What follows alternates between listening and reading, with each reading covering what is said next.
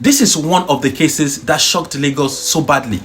People were actually afraid to sleep at night, and I am not even exaggerating, because something about it felt different.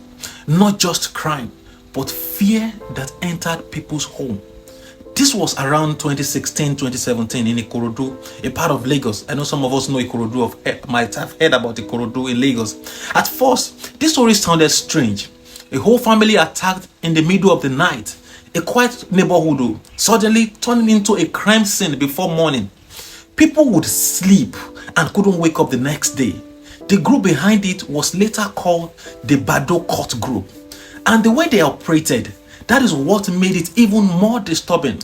They didn't just rob, they would enter houses at night, very quietly, sometimes through windows, sometimes breaking in. And then they attacked their victims while they were asleep, using heavy objects, mostly targeting the head. No noise, no warning, and by the time neighbor realized something was wrong, it was already too late. And it didn't happen just once, it kept on happening over and over again.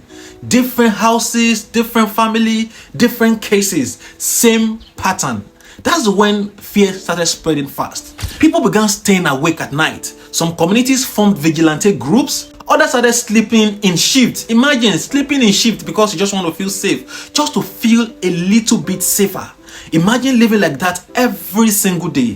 When you hear the sound, when you hear any sound at night, you are already at alert. And when you hear a knock, your heart starts racing as if something bad is about to happen.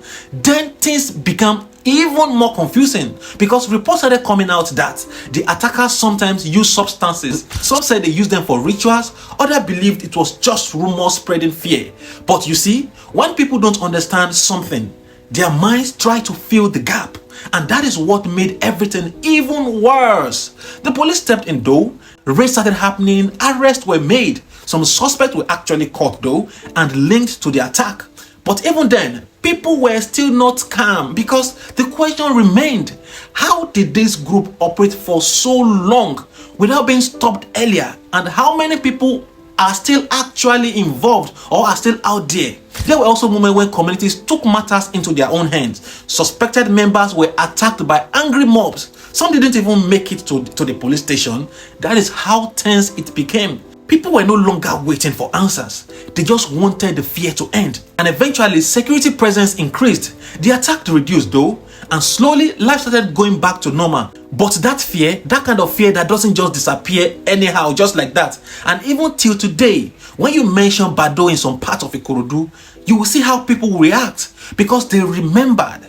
They remember that night without sleep. They remember the neighbors who didn't survive or who didn't make it. They remember how close it felt. Sometimes I think about it like this: when danger enters your home, that one place that is supposed to feel safe, it changes something in you. It makes you feel like, where else can I run to? So I keep wondering, do you think every member of that group was truly caught?